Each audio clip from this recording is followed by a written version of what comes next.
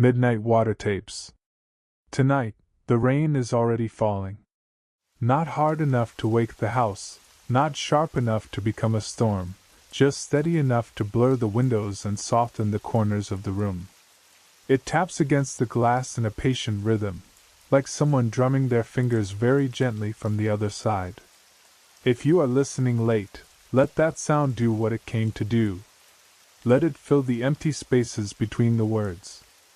Let it cover the small noises of the night. Let it make the room feel smaller, warmer, and farther away from the places these stories come from. These are water stories. Lakes, quarries, frozen surfaces, deep ocean hulls, and black shorelines after midnight. Places where the world looks flat and calm from above, while underneath, everything drops away into darkness. Water has always been good at hiding things. It smooths over the surface. It erases footprints. It swallows voices. It can take something from the world without leaving a mark, and if it ever decides to return what it took, it rarely brings it back the same way. You do not need to sit up for these. You do not need to look at the screen. There is nothing here that requires your eyes. Just listen. Let the rain keep time. Let the room remain familiar around you. If the stories become too dark, remember where you are. You are not on a dock. You are not out past the breakers.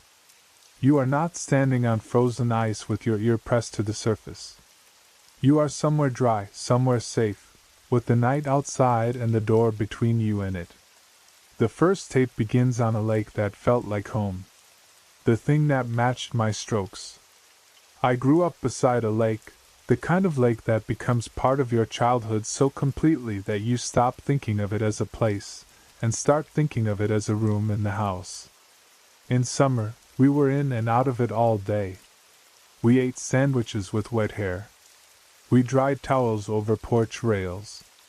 We tracked sand across the kitchen floor until my mother stopped complaining because she knew it would only happen again the next morning. The lake was always there, beyond the trees, shining in the heat, quiet in the evenings, breathing mist when the sun came up. By the time I was 12, I knew every dock, every shallow patch, every drop-off where the bottom vanished under my feet. I knew where the reeds were thick and where the old stumps waited just under the surface. I knew which neighbors kept their boats tied too loosely and which houses stayed dark after September. And I was a strong swimmer. Strong enough that people trusted me in the water before they trusted me with anything else. I liked that feeling. In the lake, I never felt awkward or unsure. I knew how my body moved there. I knew how to breathe, turn, float, and pull myself through the dark water without wasting strength. Night swimming became my favorite thing. During the day, the lake belonged to everyone. Children yelled from docks. Motors growled. Radios played from pontoon boats. But after midnight, when the houses were mostly dark and the last porch lights trembled on the surface, the lake changed. It became wide and private. Warm at the top, cool underneath. The sky opened above it, and the stars seemed to touch the water. I would slip in from our dock, quiet as I could, and swim out toward the floating platform anchored far from shore. It was not a dangerous distance for me. I had done it more times than I could count. Out to the float, rest with my arms over the wooden edge, then back again. A long, lazy swim through water I trusted more than most people. That is why, when it happened, fear was not the first thing I felt. Confusion came first. I was halfway to the float on a moonless night, moving at an easy pace, breathing every third stroke, when I heard something beside me. A splash. Not loud. Not close enough to spray my face. Just a soft, rhythmic disturbance off to my right. Another arm entering the water. Another body moving beside mine. At first I thought one of my friends had seen me leave and followed me out. It would not have been strange. We did things like that in summer, stupid quiet games in the dark, trying to scare each other or prove we were brave. I turned my head between strokes and called a name. No one answered. The sound continued. I kept swimming for a few more seconds, listening carefully now. It was not random. It was not a fish breaking the surface or a wave against a floating branch. It was a swimmer. I knew the sound of swimming too well to mistake it. An arm cutting the water. A pull. A kick just below the surface. A breathless movement repeated again and again. Whoever was there was keeping pace with me exactly, close enough that the noise folded into my own strokes. When my right hand entered the water, something else entered beside it. When I kicked, it kicked. When I breathed, there was a slight disturbance near my ear, as if another face had turned toward the air at the same time. I stopped. The sound stopped. The silence after it was so complete that I could hear water dripping from my hair into the lake. I turned in place, treading water, trying to see into the dark. There was nothing. No head above the surface. No pale arm. No ripple spreading away. The float was ahead of me, a low black shape against a blacker horizon. The shore was behind me, farther than I liked. The houses were distant, their windows small and warm and useless.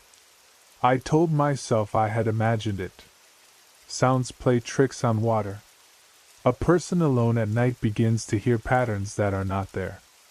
I had been swimming in my own rhythm, and my mind had doubled it. That explanation felt thin, but it was still an explanation, and I wanted one badly. So I began again. The second I moved, it moved. This time I heard it clearly because I was listening for it. A stroke to my right. A kick below. A smooth body moving beside me in the dark. I changed pace, just a little. Faster for 3 strokes, then slower. It changed instantly. Not a half second later. Not after noticing and adjusting. It matched me as if it knew the movement before I made it. I shortened my stroke. It shortened with me. I let my legs drag. It did the same. I held my breath longer than usual, and whatever was beside me did not breathe at all. That was when the fear came. It did not arrive like panic, not at first. It rose cold and slow, up through my chest, the way deep lake water rises when your feet pass over a drop-off. I understood something while I floated there in the dark. The only reason I had noticed the other swimmer was because, for one stroke, it had been slightly wrong. A half beat behind. Just enough that the sound separated from mine. If it had not made that mistake, I would never have known it was there. It had been hiding inside my rhythm, using my own movement to cover itself. And it was getting better. I turned toward shore. I did not try to swim beautifully. I did not keep my practice pace. I thrashed. I kicked too hard. I slapped the surface with my arms and changed rhythm every few seconds. I broke every pattern I had ever learned. If the thing beside me wanted to hide in my strokes, I would give it nothing to copy. The quiet lake exploded around me. My breathing came too fast. Water went into my mouth and nose. My shoulder burned from the awkward angle of my pull. And in that chaos, I heard it separate from me. It was behind me now, or to the side, or somehow everywhere in the water near my legs. Smooth. Unhurried.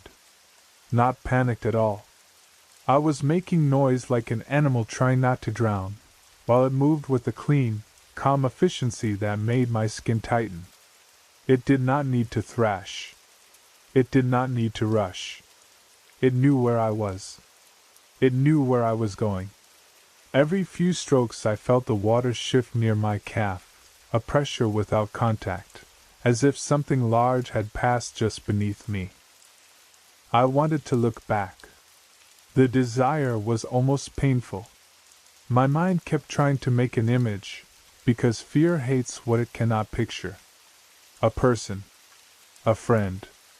A seal, though there were no seals in that lake.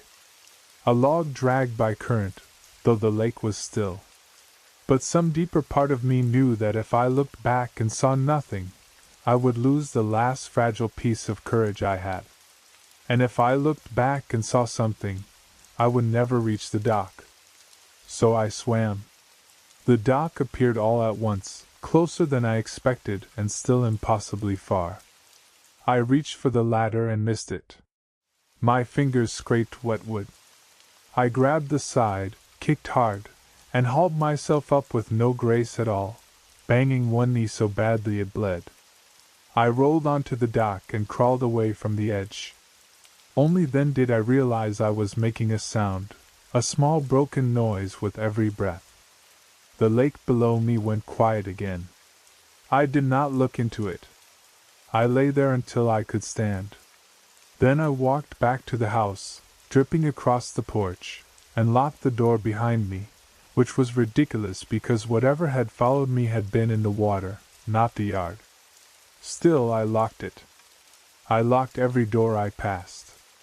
The next morning I expected the world to correct itself. Sunlight has a way of making terror look foolish. The lake was blue and ordinary. A neighbor's dog barked. My mother made coffee. My brother complained about cereal. For a little while I almost convinced myself I had panicked over nothing. Almost.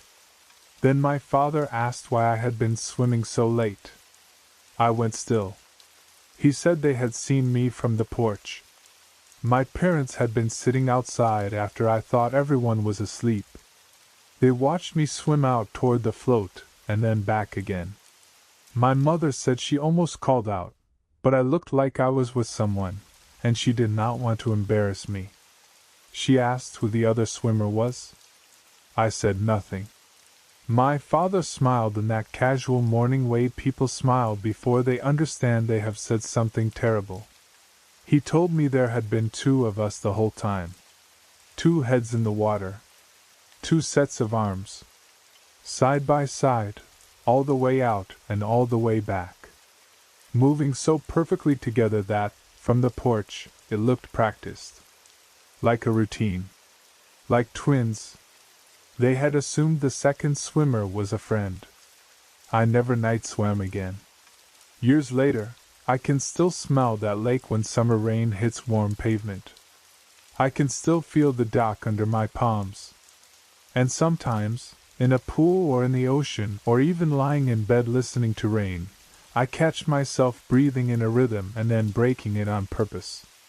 Just to be sure the sound I hear beside me belongs to me alone. The rain is still falling. Stay with it. Let the next tape turn over by itself. The Depth Finder. I fished the same big lake for 30 years, long enough that the maps felt unnecessary, and the names other people used for its coves sounded wrong to me. I had my own names. The Dead Pine Point. The Cold Pocket. The Church Drop. The Old River Bend. I knew where the base held in spring, where the crappie gathered when the water warmed, where the bottom shelved gently, and where it fell away so fast your line seemed to drop into a different world. My boat was not fancy, but it was mine, and I kept it in better shape than I kept most things in my life. It had a good motor, a small cabin, and a depth finder mounted where I could see it without leaning. People who do not fish sometimes think of sonar as magic, but after enough years it becomes a language. The bottom is a line. Fish are arches or clouds. Weeds have their own cluttered look. Thermoclines draw strange bands across the screen. You learn the difference between a log and a school, between a hard bottom and a soft one, between an error and something real. That lake had deep water in the middle, deeper than it looked from shore. There was an old riverbed under it from before the valley flooded, a channel that twisted through the bottom and dropped to more than 100 feet in places. I loved fishing near that channel at dusk.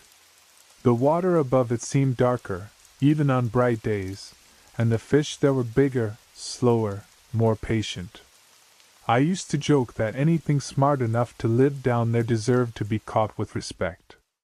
One evening, late in September, I stayed out longer than I meant to. The air had cooled. The summer boats were gone. The lake was flat except for the small wake of my own drift. I had not caught much, but I did not care. There are nights when fishing is only an excuse to be alone on water while the sky changes.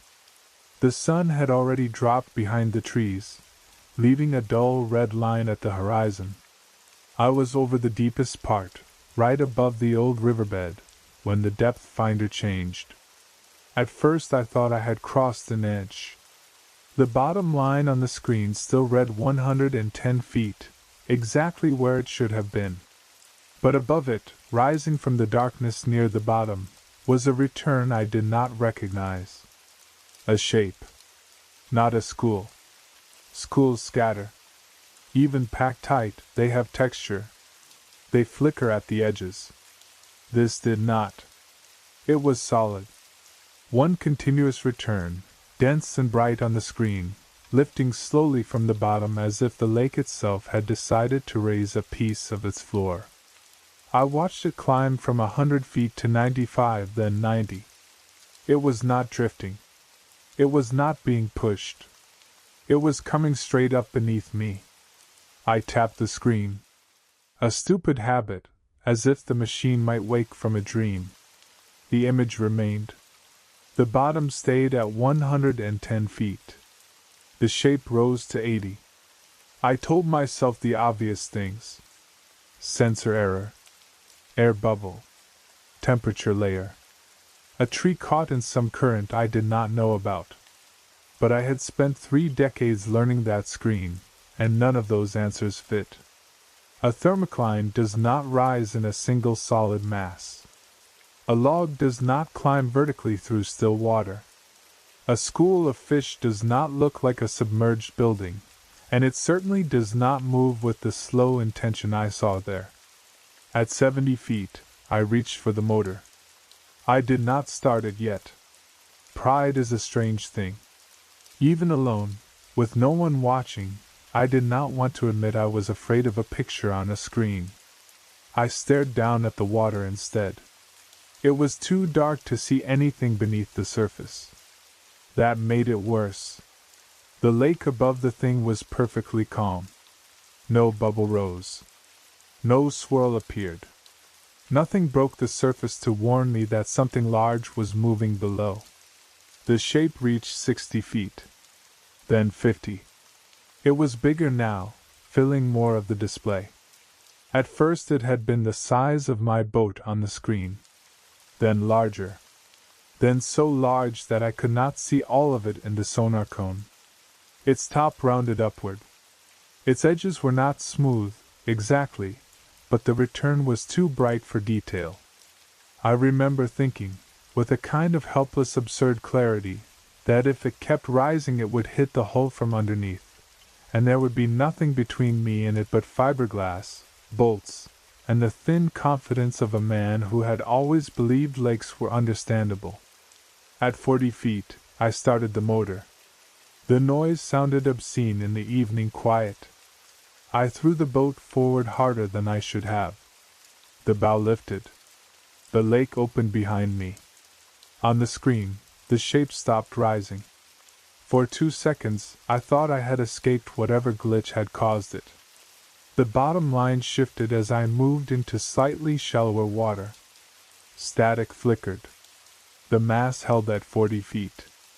Then it moved with me. I watched it track under the boat as clearly as I have ever watched anything. It stayed centered in the sonar cone, directly beneath my hull, matching my speed. When I slowed, it slowed. When I pushed the throttle, it kept pace. It did not lag like something dragged behind. It did not fade as if I were leaving the area where it had appeared. It followed with calm precision, 40 feet down, through water I had crossed 1,000 times without ever wondering what might be looking up. I remember the sound of the motor. I remember the wind forcing tears from my eyes. I remember glancing from the dark water ahead to the bright, impossible shape on the screen and back again. There is a certain fear that comes from being chased by something you can see. This was different. This was being followed by an idea made visible only through a machine. If the depth finder had failed, if the screen had gone black, the thing would still have been there. I simply would not have known where. Halfway back, I crossed over a shallow ridge where the bottom came up to 60 feet. The shape dropped slightly to keep beneath me, as if it understood the changing contour. It did not strike the ridge. It did not get left behind. It adjusted. That was the detail that ended every comfortable explanation I had left. A drifting object does not know the bottom. A sensor error does not choose depth. A school of fish does not place itself between a boat and the lake floor like a shadow with intention. Near the dock, the lake grew shallow. 20 feet. 15. The shape finally slipped out from under me, not because it could not follow, I felt, but because it chose not to. It sank back toward deeper water, the bright mass shrinking on the display until the screen showed only bottom, weeds, and the ordinary small marks of ordinary fish. I tied up with shaking hands. For a long time I sat in the boat with the motor off, listening to the cooling engine tick. The shore lights looked unreal. The dock boards creaked beneath my feet when I finally climbed out, and that small wooden sound nearly made me cry because it belonged to a world where things were solid and familiar. I still fish that lake, though less often now. People think that makes no sense, and maybe it does not. But some places get into you too deeply to leave. I fish the coves. I fish the shallows. I take children out in the morning and show them where bluegill gather under the shade. I tell stories about the old days, about storms and big catches and motors that failed at bad times. I do not tell them everything. I do not go over the old riverbed after dusk. I do not cut across the middle anymore, even when it would save time. And I never turn off the depth finder, because I would rather know.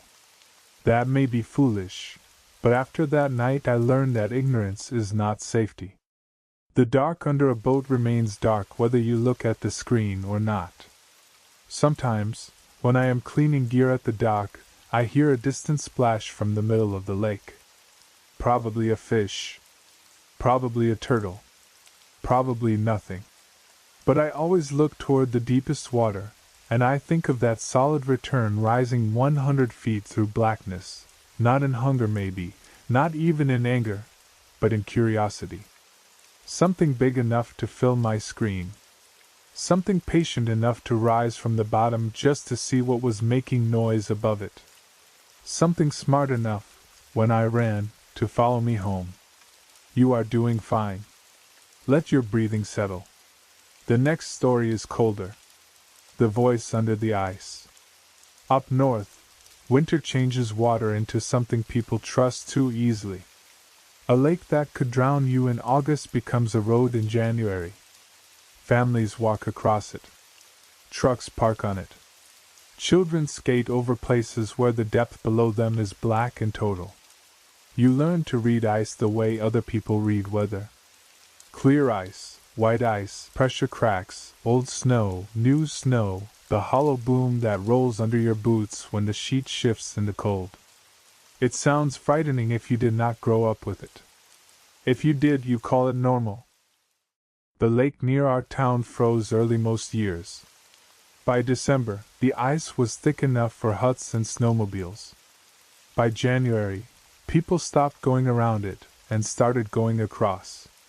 The shortest way from my friend's house to mine was a diagonal line over the lake, maybe 20 minutes on foot instead of nearly an hour by road.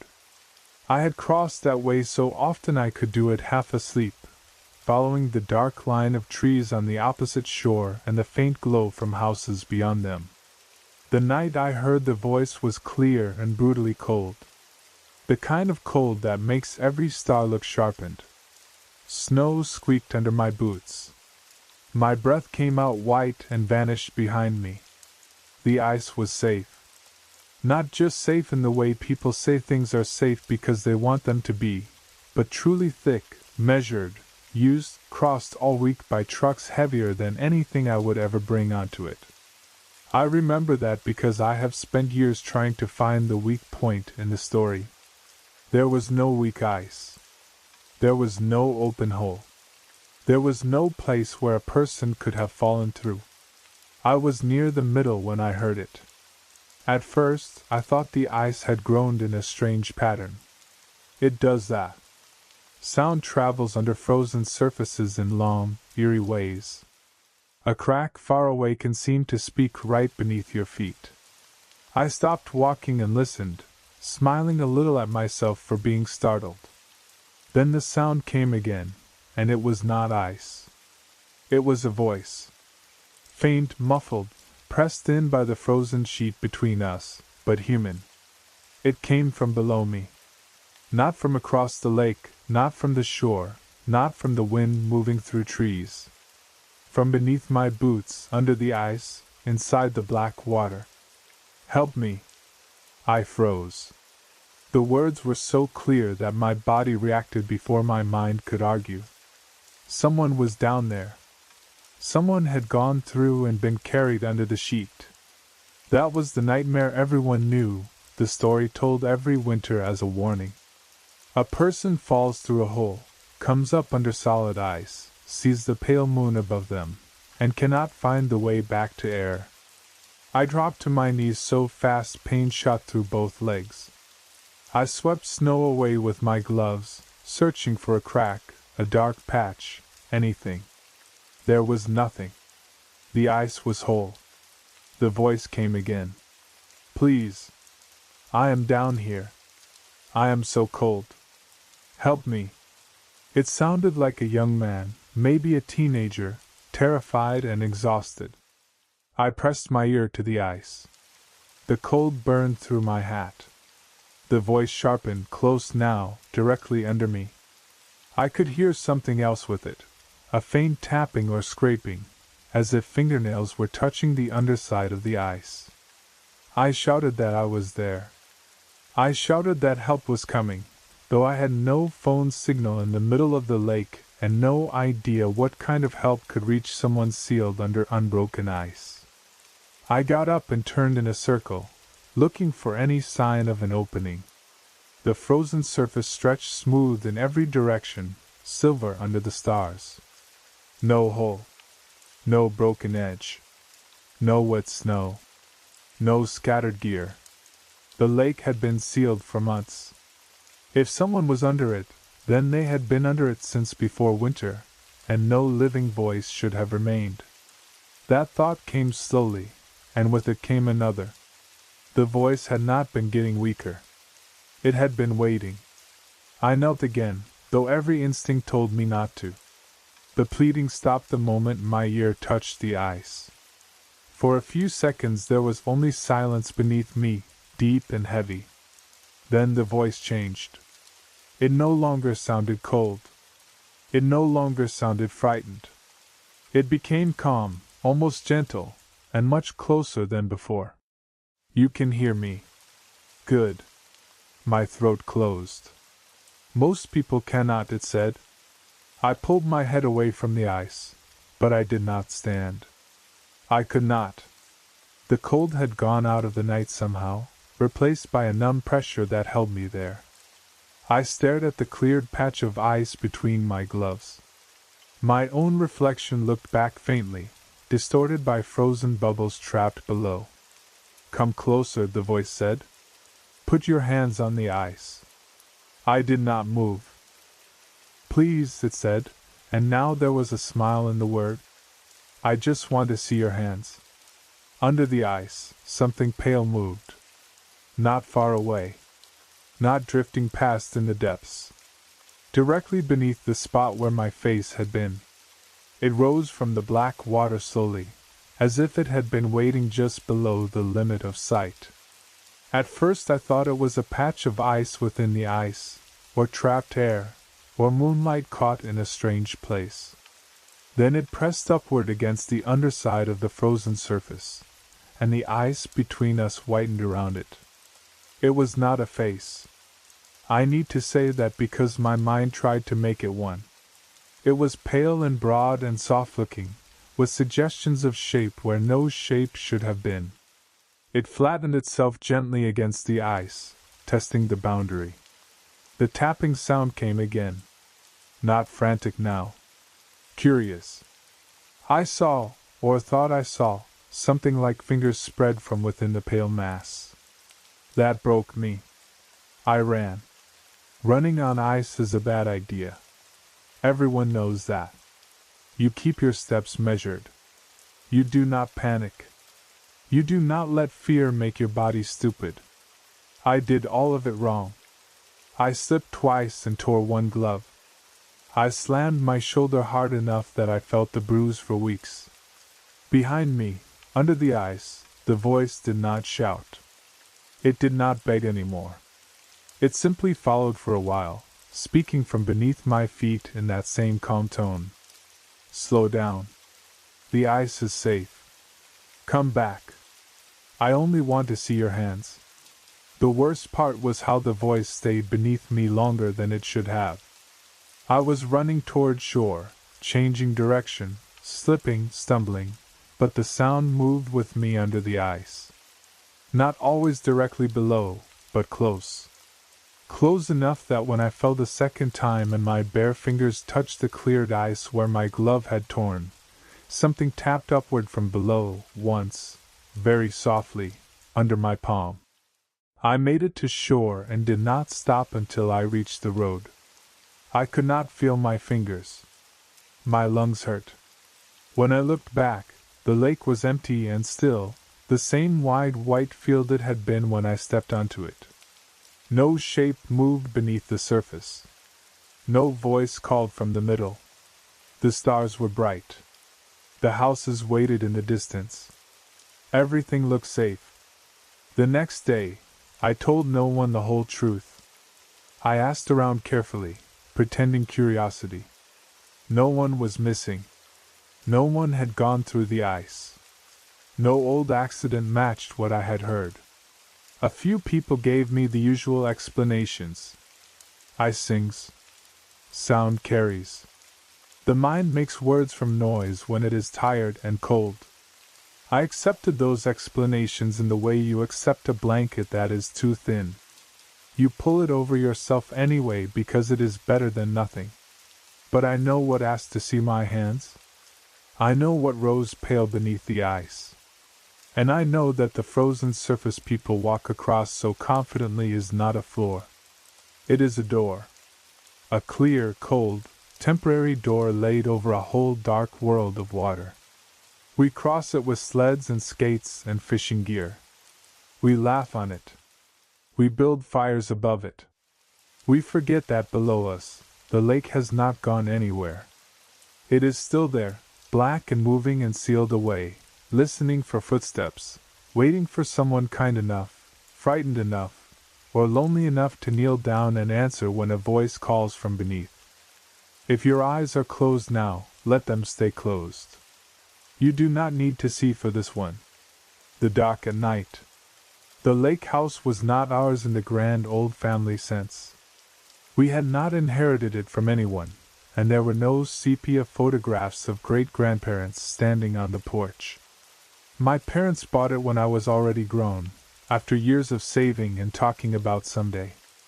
It was small, weathered, and a little crooked, with a screened porch, 2 bedrooms, and a narrow path down to a wooden dock that reached into the lake like a finger pointing at something below the surface.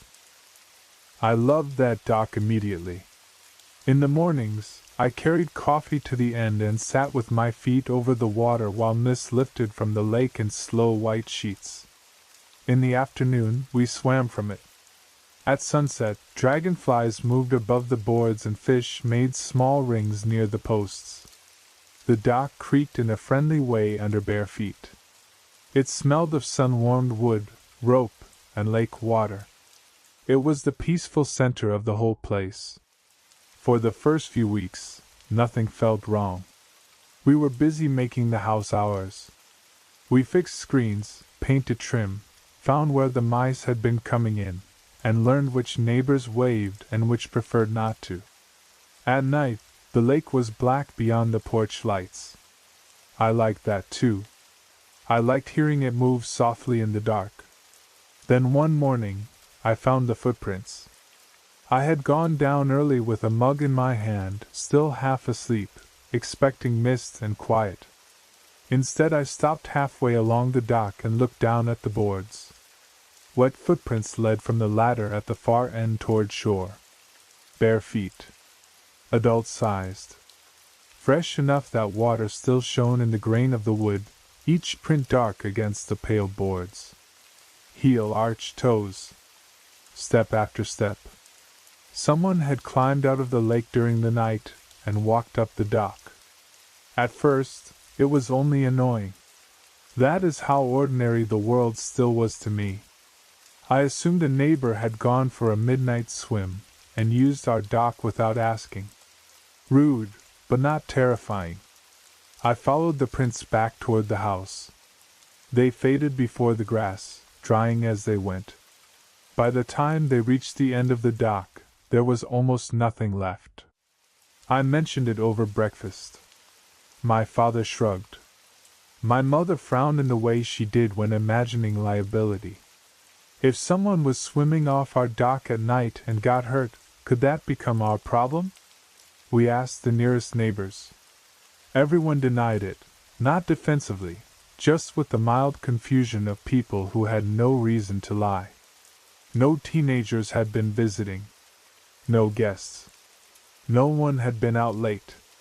The next morning, the footprints were back. Same starting point. Same direction. Up from the ladder, along the dock, toward shore. They looked so similar that I wondered if I was seeing stains left from the day before. But when I touched one, my fingers came away wet and cold. After that, they came every morning. Always from the water to the land. Never the other way around. That detail bothered me more than anything at first. If someone was swimming, where were the prints going down? Why did no wet footprints lead from the house or the lawn to the dock? Whoever made them did not arrive from shore. They only emerged from the lake. We tried practical things. We left a chair near the path to see if anyone moved it. We tied a thin fishing line across the steps leading up from the dock, low enough to trip or at least catch on someone's ankle. In the morning, the line was still tied. The footprints passed beyond it anyway. We sprinkled pale sand at the start of the path. The next day the dock was wet, the prints crossed the sand, and no grains clung to the boards beyond. It was as if the feet carried water but no weight. By then, the prints had begun reaching farther. At first they stopped at the end of the dock. Then one morning they continued on to the first flat stones of the path. A few days later they reached the lawn. Dark wet ovals pressed into the grass, bending it down in two neat lines. They did not wander. They came straight from the lake toward the back of the house. I began watching at night. I set a chair by the window facing the dock and turned off the lamps behind me so I could see out. The first night, I watched until 2 in the morning. Nothing moved. Moonlight silvered the water. The dock lay empty. Frogs called from the reeds. My eyes burned. Sometime after 3, I blinked too long or drifted too close to sleep, and when I snapped awake, there they were. A trail of wet footprints shining on the dock, fresh enough to glisten. I had not seen anyone climb out. The second night, I drank coffee and kept the window cracked so the cold air would help me stay awake. I stared at the ladder at the far end until the shape of it seemed printed inside my eyes. No hand rose from the water. No head appeared. The lake remained flat. Then, around the hour when night feels deepest and even insects go quiet, my eyes watered. I wiped them with my sleeve. It took less than a second. When I looked back, the footprints were there. Not appearing one by one. Already made. As though something had crossed the entire dock in the instant I was not looking. There are fears that make you scream, and there are fears that make you very still. This was the second kind. I sat in the dark with my coffee gone cold and understood that whatever climbed out of that lake did not need time in the same way I did, or did not allow itself to be seen moving through it. It waited for the smallest mercy of the eyelid. A blink. A glance away. A moment of human weakness. Then it advanced. My parents wanted to leave earlier than planned. I argued against it because I did not want to admit how badly I wanted to leave too. Instead we stayed, and the footprints kept coming closer. Across the lawn. To the first porch step. Then the second. Each morning, they dried by noon. Each night, I told myself I would see it. Each night I failed. There was always some tiny break. A yawn. A shift in the chair. A moth hitting the window and drawing my eye. And there would be the prints, shining in the moonlight, a little nearer than before. The last morning we spent there, I woke to my mother screaming. The footprints had reached the back door. They came from the lake, up the dock, across the grass, over the porch boards, and stopped at the threshold. Wet bare feet, toes pointed toward the house, close enough that the final prints touched the bottom of the door. Water had pooled there, a thin dark line against the wood. The doorknob was dry. The lock was still turned. Nothing had opened. Not yet. We packed that day. We told ourselves we had other reasons. Work. Weather. Repairs. We closed the shutters, drained the pipes, locked the door, and left before sunset. That winter my parents sold the place for less than it was worth. The buyer asked why we were giving it up so soon. My father said we had realized lake life was not for us. Years have passed, and I still think about that dock. I think about the ladder dipping into black water. I think about the patient path from lake to house, lengthening by a few steps at a time. I think about how polite it seemed, in the worst possible way. It did not break windows. It did not pound on walls. It simply came closer every night, as if following rules older than the house.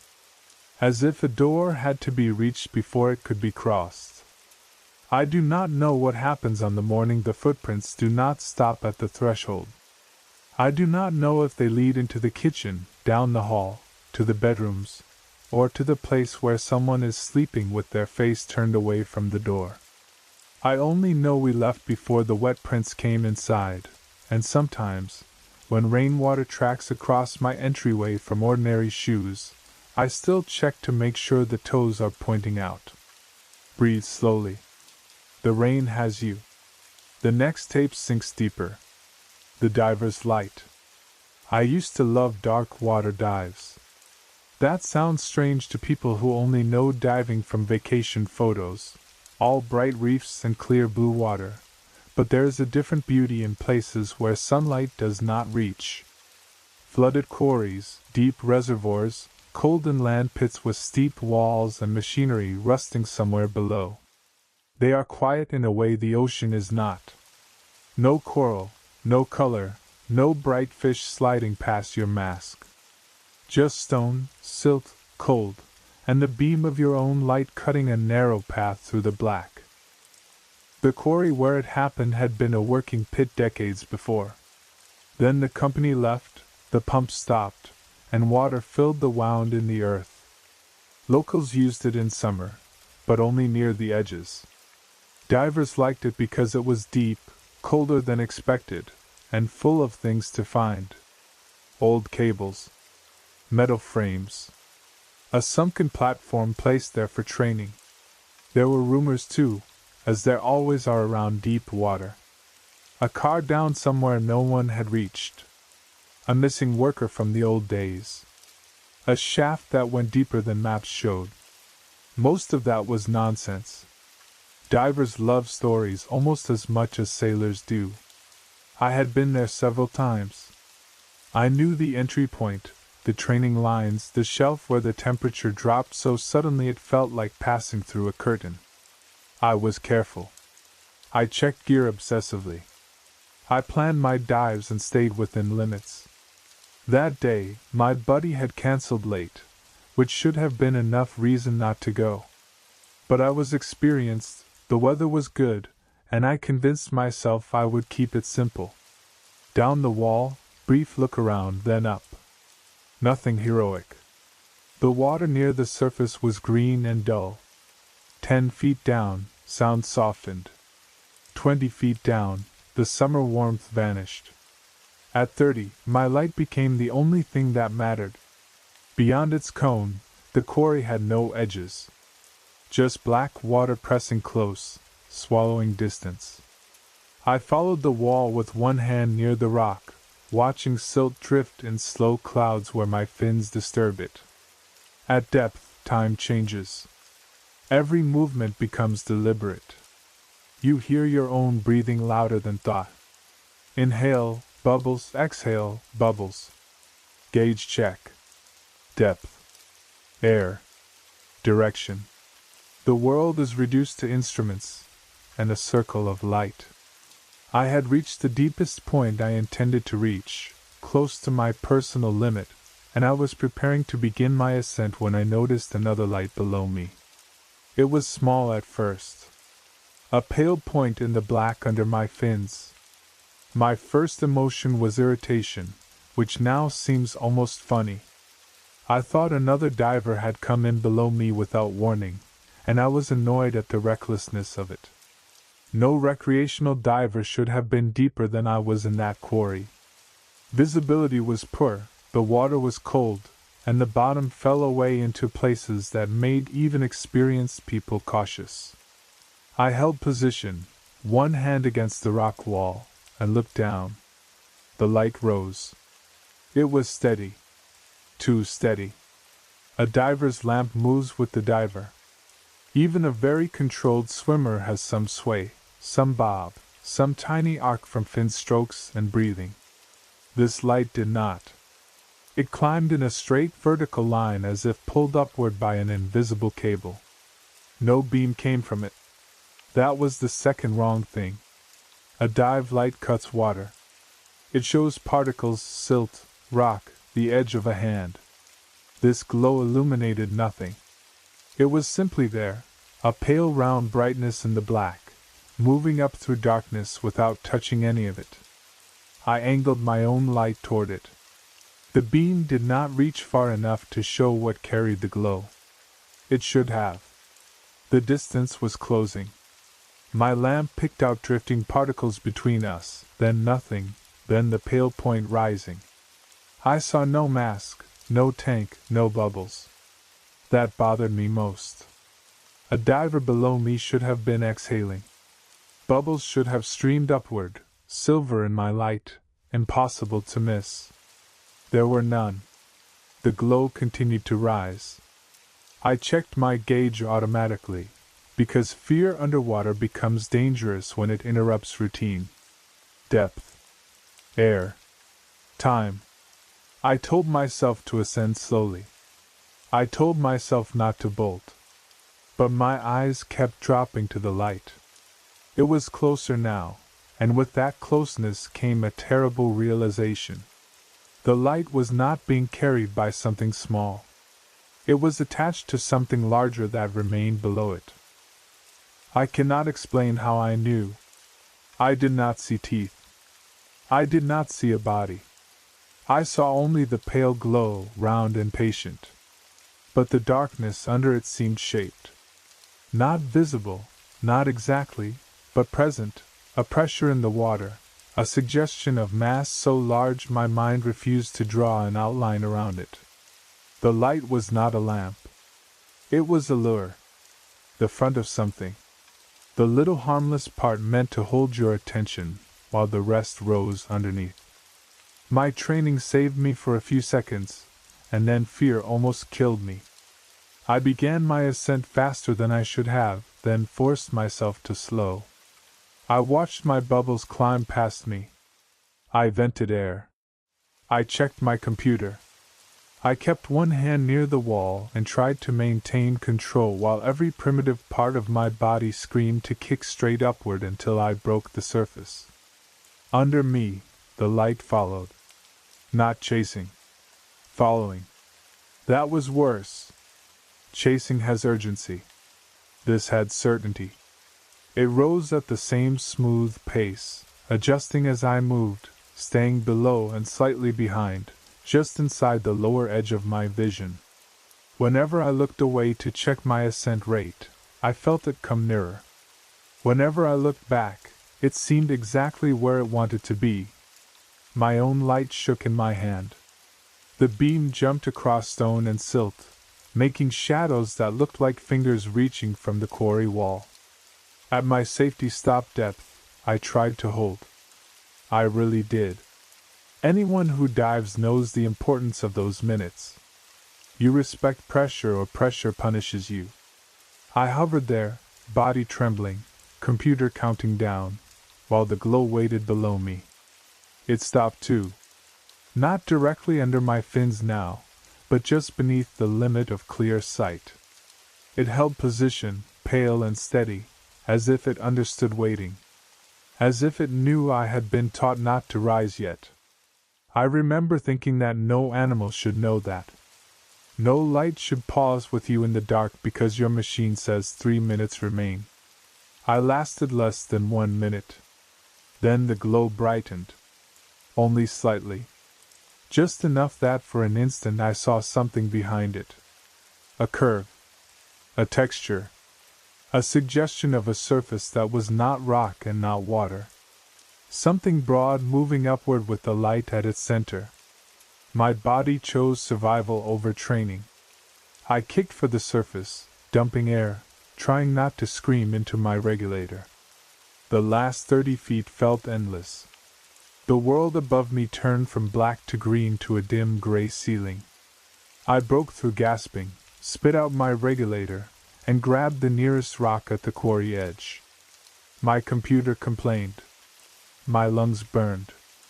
I hauled myself out clumsily and lay on stone, shaking so hard I could not unclip my gear. I did not look back into the water until the sun was low. By then the quarry surface was calm. A few insects moved over it. The entry rope floated where it always did. Nothing glowed below. No bubbles rose. No sign remained of anything that had climbed toward me from the deeper dark. I was lucky. My ascent was too fast, but not fatal. I spent the evening watching myself for symptoms, and telling myself what I would say if anyone asked. Nitrogen narcosis. Poor visibility. Panic. A reflection. Those are useful words. They give people somewhere safe to put a story. I do not dive dark water anymore. I still dive sometimes, but only where the sun reaches everything, where the bottom is visible and blue water stretches around me instead of black. People tell me that clear water can be dangerous too. Of course it can. But fear is not always about danger. Sometimes it is about what a place teaches you. That quarry taught me that the deep has its own lights. And the light is never the thing itself.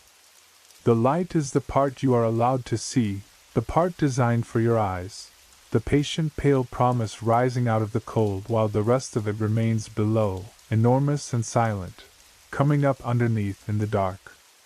Almost there. Stay soft. The next tape comes from a lake that returns what it takes. The lake that gives things back. The town where I grew up had a lake on its northern edge, a long narrow body of water tucked between low hills and old pine woods. It was pretty in the way postcards are pretty. A public beach at one end. Fishing docks near the road. Cabins scattered along the wooded shore. In summer, tourists stopped there without understanding why locals treated the place with a caution that did not match its beauty. Every town has stories. Ours had one about the lake. People said it gave things back. When I was a child, that sounded almost sweet. If you dropped your keys from a dock, they might wash ashore a week later. If a storm tore a rowboat loose, the lake might leave it upside down in the reeds instead of sinking it forever. My grandmother told me once about a wedding ring lost in July and found in October resting on a flat stone near the boat launch, clean as if someone had placed it there. Adults smiled when they told those stories, but not for long. The smile always faded before the end. Because the lake did not only give back objects. The story everyone knew, though no one liked to tell children, was about a boy named Daniel. He had drowned long before I was born, back when the beach had no lifeguard and the dock extended farther into deeper water. He was 11 or 12 depending on who told it. Old enough to swim, young enough for people to say the world had been cruel. One hot afternoon he went under and did not come back up. They searched for weeks. Divers came. Boats dragged lines across the bottom. His father walked the shore every morning until his shoes fell apart. Nothing surfaced. The lake kept him. Then, 3 years later, Daniel walked out of the water. That sentence was always spoken quietly. Not a body washed up. Not bones. Not a piece of clothing. Daniel himself. He came out near dawn at the public beach, walking from the shallows in the same shirt and shorts he had worn the day he drowned. He looked the same age. Same hair. Same narrow shoulders. Same scar over one eyebrow from a bicycle fall. A man cleaning the beach saw him first and nearly fainted. By sunrise the whole town knew. By noon his mother had him home. I have tried, as an adult, to imagine what that must have been like. Not from the outside, where it becomes a ghost story, but from inside that house.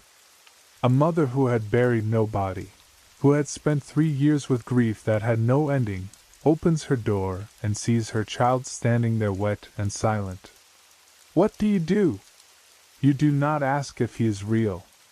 You do not test him like a stranger. You pull him inside. You wrap him in towels.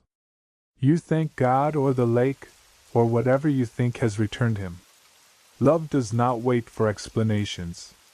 For a few days, people called it a miracle. Then the details began. Daniel did not eat. His mother made soup, bread, eggs, cakes he used to like. He only looked at them.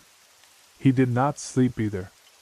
At night, his family heard him moving softly through the house, leaving wet footprints in the hallway. No matter how they dried him, he became wet again. His hair dripped.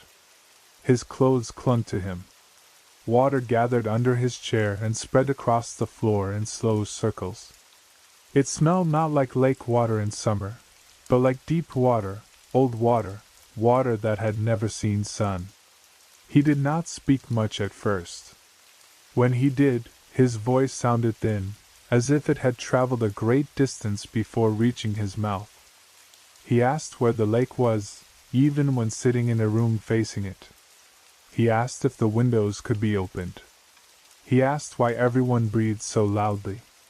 That detail stayed with people. He would turn his head toward his mother, his father, his younger sister, and tell them to breathe quieter. At night, he sat by the window that overlooked the water. The family said he whispered there. Not to himself. Toward the lake. His sister, who was 9 then and old by the time I heard the story from someone who knew someone, said the lake whispered back. She described it as a sound like reeds rubbing together, though there were no reeds below that window. A soft answering murmur came from outside, from the dark water beyond the yard. Daniel would tilt his head, listening, and sometimes he would smile. Not happily. Patiently. The family tried to keep him away from the shore. At first gently, then desperately. They locked doors. They nailed windows shut. His father slept in front of the back door on a cot. None of it mattered. Daniel did not fight them. He did not need to. He simply waited. There was something unbearable, people said, about how patient he was. A living child wants things. He cries, argues, laughs, gets bored. Daniel sat wet in his chair and looked at the lake as if time had become meaningless to him. The house began to rot around him. That part is not always included in the legend, but my grandmother swore it was true. Mold spread along the baseboards. Wallpaper peeled in the bedroom where he slept, though he never slept. The floor under his favorite chair softened from constant damp. Towels left around him turned sour within hours. The family smelled of lake water wherever they went. His mother lost weight. His father stopped speaking at work. His sister began sleeping at a friend's house and then refused to come home unless Daniel was kept in another room. But how do you reject a child returned from death? How do you tell your own grief that it has made a mistake? For almost a month, they tried. Then one night, Daniel stood from his chair. His father woke immediately, though no sound had been made. He saw the boy in the dark hallway, facing the back door. The lock turned before Daniel touched it. The door opened. Outside, the lake was black and calm under a thin moon. Daniel walked across the yard. His parents followed, calling his name, begging him to stop. He did not run. He did not even look back. Water dripped from his sleeves and left a shining trail through the grass. At the shore, he paused. His mother reached him and grabbed his arm. She said later that his skin felt colder than anything alive. Daniel turned to her then, and for the first time since he had returned, he looked almost like the boy she remembered. Sad. Tired. Sorry. He told her. I was not given back to stay. Then he walked into the lake. The water closed around him without a splash. His mother tried to follow, and had to be dragged back by her husband. They searched again, of course. Everyone searched. But Daniel was gone, taken a second time by the place that had never truly released him.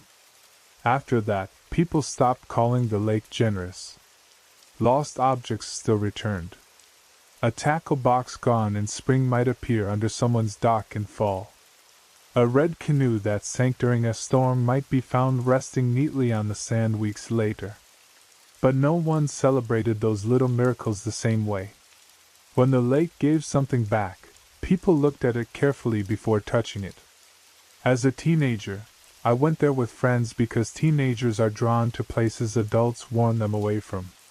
We sat on the public beach after dark, daring one another to swim. I never did. I told people the water was too cold or that I did not feel like it. The truth was that I always imagined the lake keeping inventory. Everything dropped, drowned, sunk, or surrendered, all held somewhere below in a dark patience we could not understand. I left town as soon as I was old enough, but I still dream about that lake. In the dream, things are arranged on the shore. Keys, rings, toys, boats, shoes, people I have lost. They sit in a neat wet line just beyond the reach of the waves, returned but changed, waiting for someone to be grateful enough to take them home. The worst thing about a lake that gives things back is not that it takes. Every lake takes. The worst thing is the giving back. It means nothing is finished down there. It means the dark water keeps what it claims, works on it in silence, and returns it only when return will hurt more than loss. Some things should remain at the bottom. Some griefs are kinder when they are not given a face. Some doors should stay closed, even if what knocks from the other side sounds exactly like someone you loved. 2 more. Let the rain slow your thoughts. The next one is far from shore. The knocking on the hull. I spent 3 years working on a small cargo vessel, long enough to learn that the ocean at night is not the same ocean people admire from beaches. From land, the sea has an edge. It arrives in waves, turns white on sand, and retreats. From the deck of a ship hundreds of miles offshore, there is no edge. There is only water in every direction and depth beneath you that the mind cannot hold for long. Our vessel was not large by commercial standards.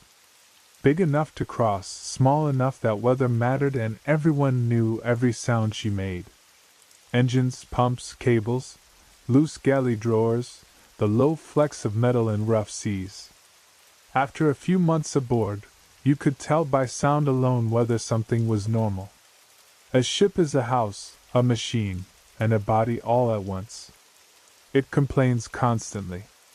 You learn which complaints are harmless. My bunk was near the waterline. At night, lying there in the dim heat and stale air, I could hear the sea sliding against the hull inches from my head. Sometimes it slapped. Sometimes it hissed. In bad weather it boomed like someone throwing furniture against the steel. That proximity changes you. You understand that your life depends on a boundary thinner than your imagination wants it to be. Inside, light, breath, coffee, dirty socks, jokes, charts, and tired men. Outside, miles of black water pressing patiently against metal. The crossing had been uneventful for days. No storms. No engine trouble. No traffic close enough to matter. We were far from land, moving through a moonless night over water so deep the numbers on the chart seemed abstract. I was off watch, trying to sleep, when I heard the first knock. One sound. Clear, deliberate, and close. Knock. It came from the hull beside my bunk, from the outside. Not a creak. Not a wave slap. Not the irregular thud of debris. It had the shape of intention. Knuckles on a door. A person announcing themselves. I opened my eyes and listened. For a while nothing happened. The ship moved. The sea whispered against steel. I told myself I had dreamed it. Sleep at sea is thin. Sounds enter dreams and come back altered. I had almost convinced myself when it came again. Knock. Then, after a pause. Knock. I sat up. Every small hair on my body seemed to lift at once. There was nowhere for the sound to have come from except the water side of the hull. We were more than 100 miles from the nearest land, in deep ocean, at night. Nothing with hands should have been out there. Nothing with patience should have known where my head was. I put on shoes without turning on the light and stepped into the passageway. Another crewman, Luis, stood at the far end in a t-shirt, looking pale. Before either of us spoke, the knock came again, not from my cabin this time, but farther forward. Knock. A third man opened his door. Then someone from night watch came down the ladder too quickly, and told us they had heard it from above. Along the hull. At the waterline. Moving. We gathered in the mess because people do that when fear is too strange to face alone. The room smelled of old coffee and oil. A single fluorescent light buzzed overhead. No one joked. That alone frightened me. Sailors joke through almost anything. Bad weather, injuries, near misses, terrible food, worse decisions. But that night, everyone listened. Knock. This time it came from the starboard side. Knock. Then aft. Knock. It circled us. Slowly. Patiently. one knock at a time. Not hammering. Not clawing. Testing. The sound moved along the hall as if something outside were making its way around the ship, touching the steel, waiting after each tap to see what answered. Sometimes the knock came low, near the waterline. Sometimes higher, against places that should have been out of reach unless whatever made the sound rose with the swell or held itself against the side in a way I still cannot picture. The captain came down, listened for less than a minute, and ordered a sweep.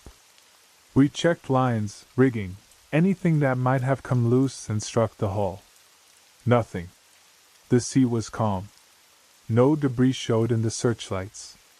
The radar was clean. We were alone. Except we were not. The knocking continued for nearly an hour. During that hour, time stretched into something unbearable. We stood or sat in the mess, heads turning as the sound moved. No one wanted to be alone in a cabin. No one wanted to go outside, though several of us did in shifts because not knowing was worse. On deck, the night was absolute. The ship's lights made small yellow islands on wet metal. Beyond them, the ocean was black and flat, reflecting nothing. When the knock came from below while I stood near the rail, I felt it through my boots. Knock. A vibration up the steel. Gentle. Almost polite. One of the older hands, a man named Reeves who had been at sea longer than I had been alive, did not look surprised. That bothered me. Fear I could understand. Confusion, anger, denial. But Reeves had the grim, tired expression of someone hearing an old debt called in. When I asked him what it was, he told me to stop asking questions and not to look over the side. Of course, that made me want to look. The human mind is a traitor around mysteries. It would rather see something terrible than imagine something endless. I stayed away from the rail after that, but the wanting remained. Every knock asked a question. What are you? Where are you? How many of you are there? Are you touching the hull with hands, claws, bones, or something that only sounds like knuckles because that is the sound we understand? Near dawn, the knocking reached my cabin again. I know because I had gone back there, against my own judgment, to get my jacket. The room was dark. The porthole was a round black mirror. As I reached for the hook by my bunk, the sound came directly beside me. Knock. Not loud. Soft enough to be intimate. I should have left. I should have remembered Reeves and the rail and every old rule that says when something knocks from the dark, you do not answer by looking. But the porthole was right there, and the knock had been so close that for one impossible second I felt certain a human face would be outside. A survivor. A stowaway. A man overboard from some vessel we had not seen. Something I could help. Something I could name. I moved the curtain. At first I saw only black water and the faint reflection of my own face. Then the reflection changed because something on the other side moved closer to the glass. I will not describe it fully. Not because I want to be dramatic, but because language turns things into shapes, and shapes make them smaller. I saw enough to understand that it had been looking in before I looked out.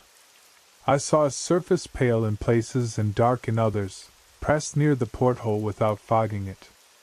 I saw something like an eye, but not placed wherein I should be, and not alone. I saw an expression, if that word can be used, of delighted recognition. Something inside had finally looked up. It knocked once more, very gently, against the glass, exactly where my face was. I fell backwards so hard I hit the opposite wall. By the time others reached me, the knocking had stopped everywhere. At dawn, the ocean was empty. We found no marks on the hull that explained it. No damage. No dents. No scratches anyone could agree were new. The captain wrote nothing in the official report beyond routine checks. The company was never told.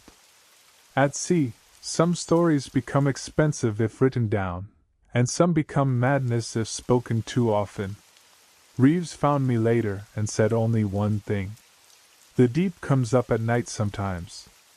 It knocks on ships the way children knock on aquarium glass, to see whether anything inside is awake. I left the sea not long after. People assumed I was tired of the life, and that was true enough. I live inland now, far from any coast. I still hear knocks sometimes in old buildings, pipes settling, branches touching windows, neighbors at doors. I answer them like anyone else, but never immediately. And never at night without first making sure the sound came from the side of the door where land still exists. Last one now. Let this be the one you fall asleep to. The one who floats just offshore. I spent one summer in a small town on the coast, a quiet place of white houses, narrow roads, and gulls that screamed like they owned the sky. It was the kind of town people described as peaceful because they only visited in daylight. There were flower boxes under windows, old men repairing nets they no longer needed, a single grocery store, and a beach that curved around a cold gray bay. I rented a room above a retired teacher's garage while working remotely and pretending I was there to finish a book. Mostly I walked. In the mornings, I walked to the harbor for coffee. In the afternoons, I followed the cliff path. At sunset, I sat on the beach and watched the tide pull light apart. For the first few weeks, I thought I had found the gentlest place in the world. Then I noticed that no one local went to the beach after dark. Tourists did sometimes. Couples with flashlights. Teenagers daring each other to run into the surf. But townspeople avoided it with a consistency too complete to be coincidence. Restaurants emptied toward the inland streets, not the water. Dog walkers turned back before the sand. Even the teenagers who looked like they wanted to be brave stayed near the road once night settled. When I asked, people gave small answers. Cold at night. Slippery rocks. Bad currents. Nothing worth seeing. But they said these things while not quite looking at me, and that made me keep asking. The woman I rented from finally told me. Her name was Mrs. Calder, and she had the practical manner of someone who did not enjoy superstition but respected it the way one respects a cliff edge. We were sitting in her kitchen while rain moved across the roof. I mentioned going down to photograph the beach at night. She put her mug down and said, very quietly, that I should not. When I asked why, she looked toward the window though the sea was not visible from there. Because of the one who floats just offshore, she said. She told it plainly, without theatrical pauses. Every night after dark, if you stood on the beach and looked past the breakers, you could see a figure in the water. Upright. Head and shoulders above the surface. A little way out, farther than a person could stand, in water too cold and rough for anyone to float calmly. It faced the shore and did not move. Night after night, year after year, it remained there, watching the town. There was only one rule. You could see it. But you must never acknowledge it. Do not wave. Do not call. Do not point it out. Do not lift a flashlight toward it. Do not let it know that you know it is there. Because if you did, Mrs. Calder said, it would begin to come in. I asked what that meant. She said nobody liked to talk about the times it had happened. Of course I went. Not that night. I told myself I was more mature than that. I lasted 2 days. On the third night, restless and embarrassed by my own curiosity, I walked down after 11 with a flashlight in my pocket and no intention of using it. The town behind me was quiet. Windows glowed here and there. The road ended at a low set of steps leading to the sand. The tide was coming in, and the waves broke with a steady white hush. At first I saw nothing. Only water, dark ridges moving under a clouded moon. I stood with my hands in my jacket pockets, feeling foolish and relieved. A buoy, I thought. A seal. A trick locals used on outsiders. Then a wave lifted, and beyond it, something remained upright when everything else fell. A head and shoulders. Just offshore. It faced the land. The distance made details impossible, but the shape was unmistakably human in the way nightmares are human. Too still. Too vertical. The waves moved around it without moving it. Water rose and fell, but the figure stayed at the same height, as if suspended from below. No swimmer could have held that position. No person could have been in that cold water so long without struggling. Yet there it was, facing the beach, facing the town, facing me. I did what people always do when confronted by something impossible. I tried to make it ordinary. A buoy. But buoys tilt and flash and are marked on charts. This had shoulders. A surfer. But there was no board, no movement, no reason to sit beyond the breakers in darkness. A seal.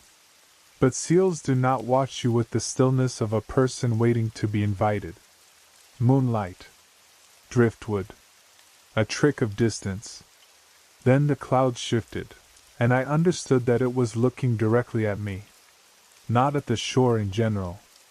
Not at the town. At me. The beach seemed to narrow around my feet. The sound of the waves grew soft and far away. I remembered Mrs. Calder's rule with sudden perfect clarity. You may look. You must not acknowledge. Looking, apparently, was allowed or at least expected. The figure had been seen many times. Seeing was not the invitation. The invitation required a gesture. A wave. A call. A sign that the boundary between watcher and watched had been accepted. That was when I felt the pull. I do not know how else to describe it. Not a voice, not exactly. Not hypnosis. More like the social pressure of someone waving at you from across a street, multiplied until it became physical. My right hand wanted to lift. Every polite instinct in me insisted that if someone was standing out there in the cold, watching, I should respond. Just a small wave. Acknowledgement. Kindness. Proof that I saw. My fingers twitched in my pocket. The figure did not move. I remember thinking, absurdly, that it must be lonely. That was the thought that nearly got me. Not fear. Pity. The idea of standing in cold water night after night, waiting for someone on shore to admit you were there. My hand slid halfway out of my pocket before I realized what was happening. I clamped it against my side. The waves hissed up the sand and touched my boots. I backed away without turning. The figure remained offshore, upright and patient. I took one step, then another. My heel struck a piece of driftwood and I almost fell. For one terrible instant, my arms lifted for balance. Out in the water, the figure seemed to lean forward. I forced my hands down. The pull became anger then, or something like it. Not mine. I felt watched with disappointment. The air tightened. The next wave came farther up the beach than the last, spreading cold water around my shoes. The figure had not moved closer, I told myself. It only looked closer because I was afraid. But another wave broke behind it, and I saw that the distance between us had changed by a few feet. I turned only when my boots hit the bottom step. Then I ran. I did not look back until I reached the road. When I did, the beach lay pale and empty below, but the water beyond the breakers held a dark upright mark. Still there. Still facing shore. Maybe farther out again. Maybe not. I left town 4 days later. I told Mrs. Calder I had finished the work I came to do. She nodded as if she knew exactly what had been finished. Before I drove away, she gave me one last piece of advice. Inland roads are faster, she said. Do not follow the coast at night. I have never returned, but I think about that town whenever I see a dark shoreline. I think about the simple cruelty of the rule. You may see the thing that watches, but you must pretend you do not. You must deny your own senses to keep it away. And it waits in a place where loneliness does half its work for it, because beaches at night attract lonely people. People who want to be seen. People who want to believe that something out in the dark is looking at them for a reason. The figure is still there, I am sure. Floating just offshore after dark, head and shoulders above the cold water, patient as the tide. Waiting for someone tired, sad, curious, or kind enough to stand on the sand and feel that terrible pull. Waiting for one raised hand. One call across the surf. One human gesture of welcome. And then, inch by inch, wave by wave, it will start to come in. That is all the tapes for tonight. You made it to the end, or maybe the rain carried you somewhere softer along the way. Either is fine. These stories are done now. There is nothing left but the sound of water falling safely outside, water that stays on the glass, water that does not rise from beneath a dock or press upward under ice. The room around you is still the same room. The floor is solid. The door is closed. The shore, if there is one, is far away. Let your shoulders loosen. Let your jaw unclench. Let the pictures fade first, then the words, then even the rain, until it becomes only a soft gray blanket over everything. You do not have to follow any sound into the dark. You do not have to answer anything that knocks. You do not have to look back at the water. You are on dry land tonight. You are warm. You are safe. Sleep well. And when the next tape begins, it will begin without you needing to reach for it.